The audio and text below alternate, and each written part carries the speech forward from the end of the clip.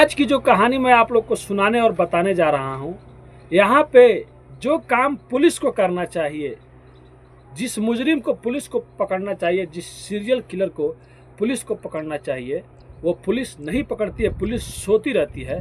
और उसी मुजरिम की, उसी सीरियल किलर की पत्नी ही जाके पुलिस थाने में कहती है कि साहब, मेरा पति सीरियल किलर है और वो न जाने कितना कत्ल किया है, और उसके नाम भी एक नहीं है, उसके नाम भी कई है। पहले तो पुलिस को शक होता है शायद इन दोनों में कुछ झगड़ा हुआ होगा, इसके लिए अपने पति पे ये कुछ इल्ज़ाम लगा रही है। लेकिन वो बार बार कहती है, साहब मेरी बात पे यकीन कीजिए, वो मुझे भी मारना चाहता है और मेरा पति सीरियल किलर है, कुछ ना कुछ वो राज छुपाए हुआ है। तो पुलिस के जो अधिकारी रहते हैं वो सोचते हैं कि हो ना हो ये बार बार बोल रही है, तो इसे चेक कर लिया जाता है।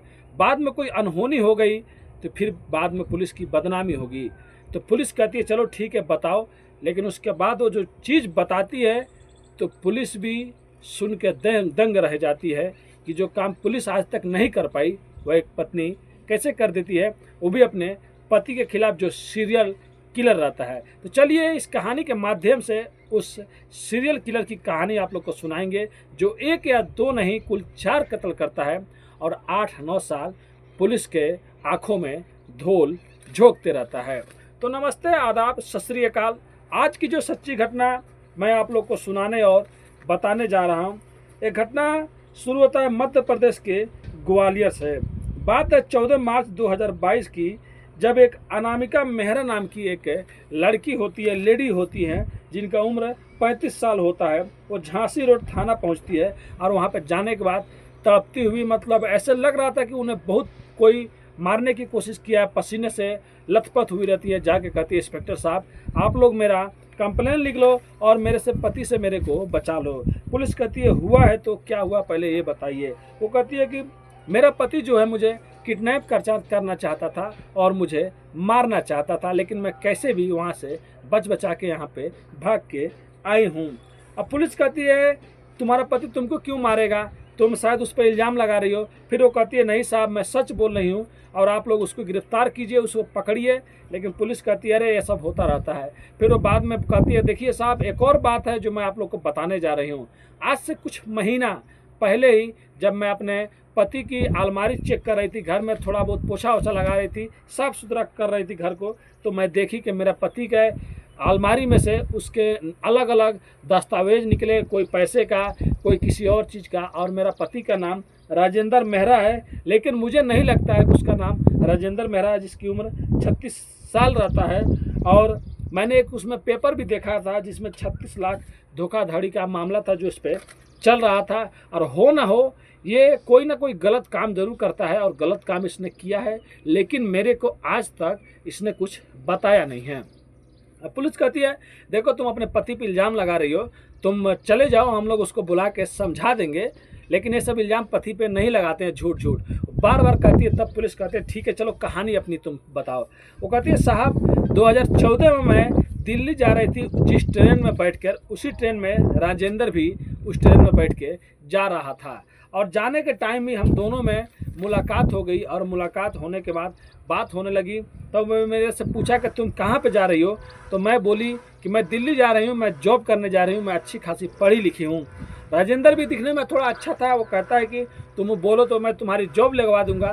और उन लोगों में कब ट्रेन चलते चलते दोस्ती हो जाती है। और उसके बाद एक दिन राजेंद्र उसको फ़ोन करता है, और फ़ोन करने के बाद अनामिका को कहता है कि ठीक है तुम आ जाओ एक जगह पे, और आने के बाद मैं चलो तुम्हारी जॉब को लगवा देता हूँ।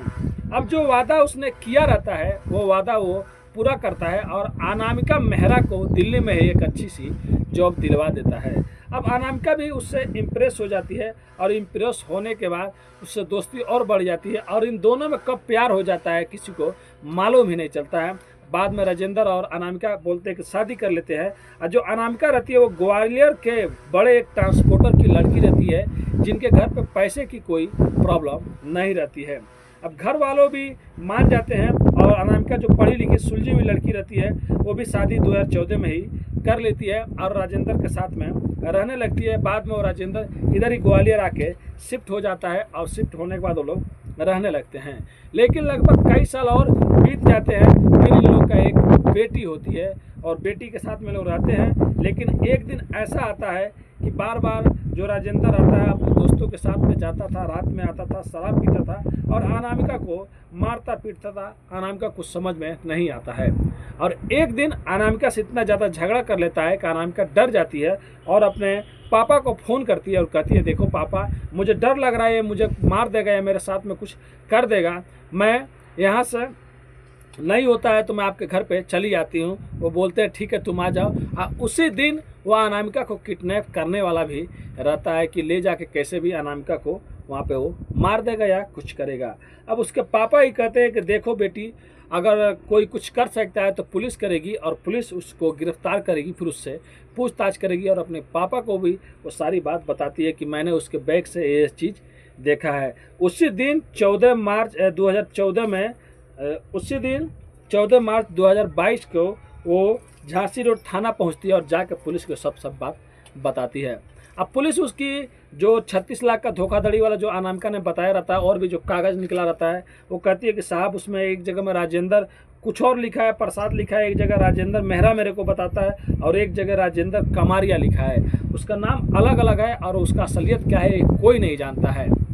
अब पुलिस थाने में एक जगह फ़ोन करती है, वो ग्वालियर में रहता है और उसका नाम से बोलती है कि आप लोग चेक करो कहीं पे क्या कुछ रिपोर्ट दर्ज है कि नहीं दर्ज है। तो सबसे पहले उसका काला चिट्ठा नज़र आता है एक 36 लाख का धोखाधड़ी का। और उसके बाद और भी मतलब कुछ उल्टा पुल्टा कुछ काम में उसके मतलब अलग अलग थाने में 1-2 जगह उसके दर्ज रहते हैं। तो पुलिस को यकीन हो जाता है, हो ना हो इसकी बीवी सही कह रही है। अब सबसे पहले वो लोग जाते हैं और राजेंद्र मेहरा को उसी के घर से उठा के लेके आते हैं। पहले तो गिड़गिड़ाता है और कहता है साहब मैंने कोई गलती नहीं किया है, मेरी पत्नी मुझे पे शक कर रही है और मुझे फंसवाना चाहती है, वो मेरे साथ में रहना नहीं चाहती है। पुलिस अपने तरीके से बात करती है, फिर नहीं मानता है तो पुलिस उसके अच्छे से खातिरदारी करती है। फिर उस पुलिस के सामने घुटने टेक देता है और घुटने टेकने के बाद जब पुलिस उससे सबसे पहले बोलती है कि ये बताओ तुम्हारा असली नाम क्या है, तुम रहने वाला कहाँ का है, तब वो बताता है साहब मेरा नाम राजेंद्र कमारिया है और मैं यहीं का रहने वाला हूँ, ग्वालियर का रहने वाला हूँ।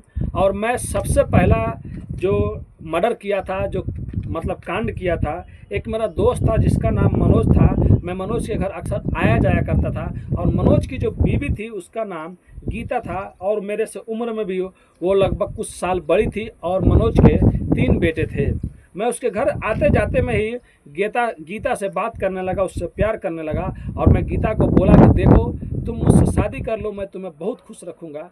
तो गीता भी मान गई और गीता के मानने के बाद हम लोग एक दिन मनोज का खून कर देते हैं और गीता के सहमति से उसके पति का खून होता है।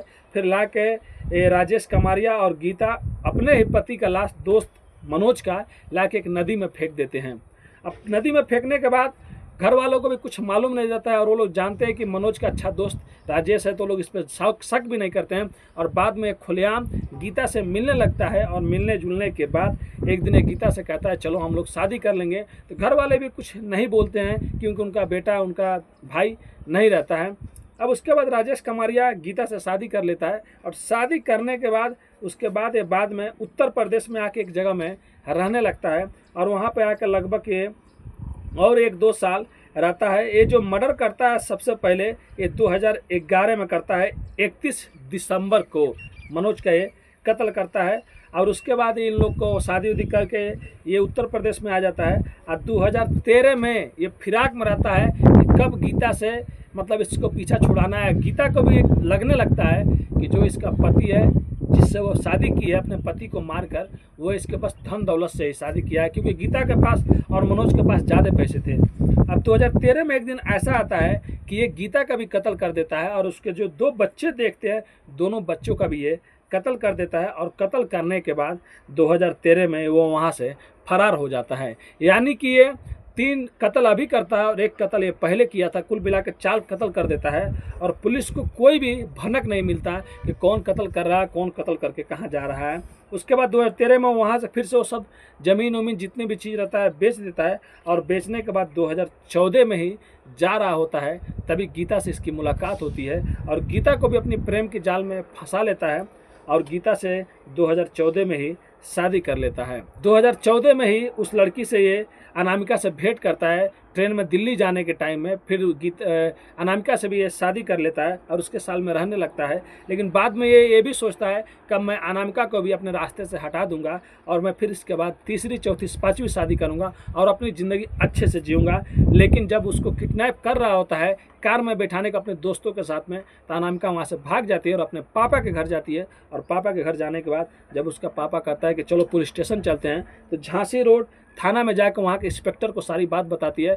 तो वहाँ के इंस्पेक्टर जब रिपोर्ट लिखता है तब उसको वहाँ से उठा के लाता है। यानी कि कुल 9 साल बीत जाता है और पुलिस सोती रहती है। पुलिस को मालूम ही नहीं है कि एक सीरियल किलर जो 4 कत्ल करके, 4 मर्डर करके अच्छे से अपनी ज़िंदगी जी रहा है और अपनी ज़िंदगी में मौज मस्ती सब कर रहा है जो उसको चाहिए। तो ये अनामिका की वजह से उसका पति जो सीरियल किलर रहता है वो पकड़ा जाता है और उसके ऊपर अभी भी केस चल रहा है और अभी वो जेल में है। तो सोच सकते हैं जो काम पुलिस को करना चाहिए था वो एक पत्नी करती है। अगर वो भी उसके चुंगल से नहीं भागती तो अनामिका का भी वो खेल ख़त्म कर देता, फिर उसके बाद किसी और को वो शिकार बनाता। तो ये थी कहानी आज की, कैसे पुलिस को या जिसके भी घर पे वो कत्ल करता था किसी को कुछ मालूम ही नहीं रहता था कि कोई केस को आगे बढ़ाए, कोई ये पूछे भी कि मेरा बेटा कहाँ गया, मेरी बहू कहाँ गई। और पुलिस भी ढूंढती नहीं थी कि शायद इन लोगों का कत्ल हुआ है तो इसका कातिल कहाँ पे घूम रहा था।